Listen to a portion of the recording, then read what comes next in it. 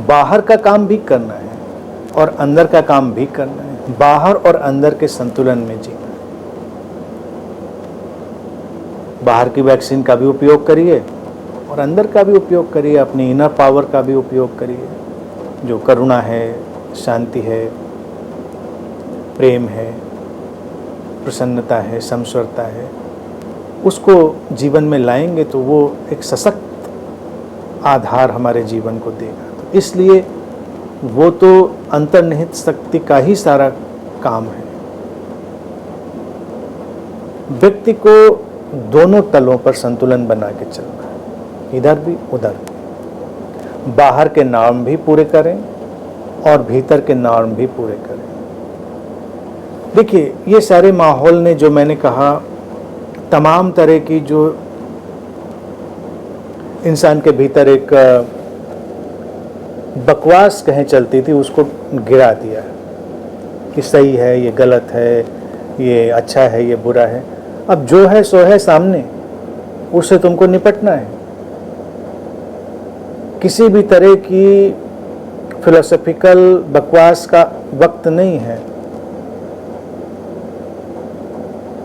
तो जब ये नहीं होता तो हमको अपने अंदर उतरना ही होता है। अंदर का मतलब हमेशा समझें, जो सटल डायमेंशन है वो, और ऐसे अंदर बाहर तो कुछ होता नहीं। तो उन सूक्ष्म आयामों को हमें स्पर्श करना है और उन सबका कॉम्बिनेशन अपनी अंतर्निहित प्रज्ञा और अंतर्निहित शक्ति और बाहर की जो व्यवहारिकता है, प्रैक्टिकलिटी है, इनका संगम, इनका संतुलन, वही जीवन का आधार बनना है। आध्यात्मिकता में अक्सर लोग ऐसे ही उलझते रहे हैं और उस कारण ही वो परेशान होते रहे। जैसे आंतरिक गुणों का विकास करना और बाहर के प्रैक्टिकल लाइफ में, बाहर के प्रायोगिक जीवन में, जो व्यवहारिक जीवन है, उसमें जीना, दोनों का एक संतुलन चाहिए। जैसे कि एक अध्यात्म में बहुत छोटी सी बात कही जाती रही, उसको उदाहरण के लिए समझें, जो इस परिदृश्य में भी कारगर है कि असुरक्षा में जियो, लिव इन द इनसिक्योरिटी। ठीक है, जियो असुरक्षा में, असुरक्षा का स्वीकार कर लो। मैं भी कितनी बार दोहराता हूँ इस बात को। तो इसमें कुछ लोग क्या करते हैं कि अपने जीवन की जो सामान्य व्यवहारिकता है उसको नष्ट करने का काम करने लगते हैं। उन्होंने कहते असुरक्षा में जीना है तो हमको किसी चीज का ध्यान ही नहीं रखना है।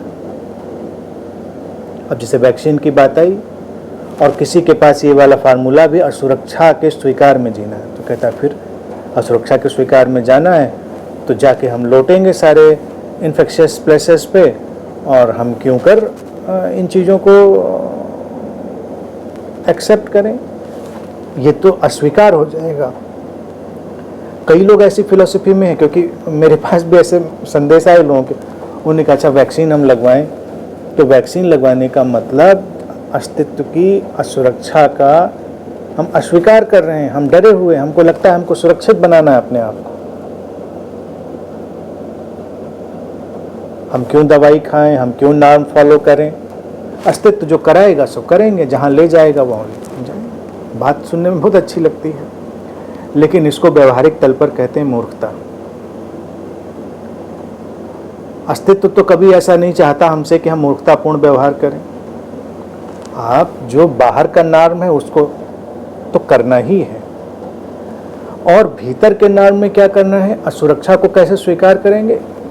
फियर नहीं है आपके पास कोई भय नहीं है, बस इस कारण आप असुरक्षा को स्वीकार करें। आपके अंदर वो सब बातें नहीं है कि ऐसा होगा तो क्या हो, लेकिन आप नाम तो पूरे करेंगे ना। आप सड़क पर निकले, आपने कहा नहीं मैं डरता नहीं, मुझे कोई असुरक्षा का मैं स्वीकार करके जी रहा हूँ, मुझे कोई परवाह नहीं, तो क्या आप जाके अपनी जो गाड़ी, अपना व्हीकल है, कहीं भी ठोक देंगे? या सामने से ट्रक चला रहा है, आप कहेंगे हम तो भाई अगर दाएं बाएं कटेंगे तो ये तो इनकार हो गया, घुस जाएंगे जाके ट्रक। ऐसा करेंगे आप कहेंगे नहीं नहीं कर सकते हैं ऐसा, और हम भी कहेंगे हाँ बेशक कर सकते हो, तो इसको रखेंगे स्टुपिडिटी की कैटेगरी में। और स्टुपिडिटी की तो अनंत अनंत संभावनाएं।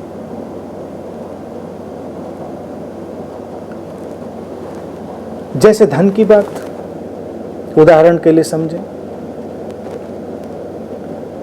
धन पर पकड़ नहीं होनी चाहिए, धन की व्यर्थता जाननी चाहिए। बेशक धन का उपयोग करने के लिए यही जरूरी है कि धन पर पकड़ ना बनाई जाए और धन की व्यर्थता को भी जाना जाए।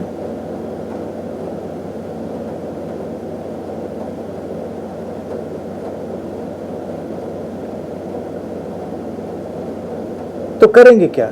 सब धन अपना फेंक फाक के आग लगा के निकलेंगे? आप कर सकते हैं ऐसा, बेशक। तो आप कहेंगे कि अस्तित्व हमको सुरक्षित करेगा। फिर अस्तित्व तो अपने ढंग से सुरक्षित करेगा, तब आप फिर देखते रहिएगा। अस्तित्व करेगा, अस्तित्व के अपने तरीके होते हैं, तौर तरीके होते हैं। लेकिन धन कितना अनिवार्य है इस जीवन में, ये भी तो आपको पता ही है।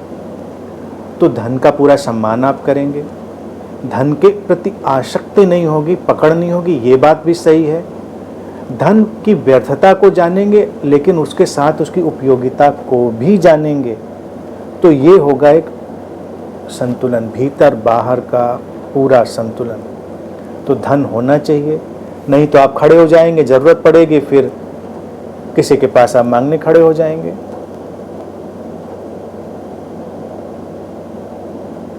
फिर वो देगा नहीं, फिर नाराजगी होगी, फिर तमाम तरह के मनमुटाव होंगे। आप अक्सर देखिए तमाम आश्रमों में, तमाम जगहों पर धन को, व्यवस्थाओं को लेकर मारपीट, विध्वंस, बिखराव, ये वो सब चलता रहता है।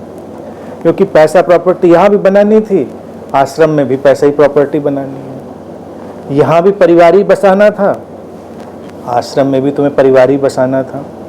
तो मैं हमेशा सीकर से कहता रहा हूँ, तो जो एक परिवार सामने है, शांति से, कायदे से, पूरे होश से, पूरी सेंसिटिविटी से वहीं पर ठीक से जी लो, तो एक कुल मिलाकर एक सारे लोगों से जुड़कर एक इंद्रधनुष बन जाएगा।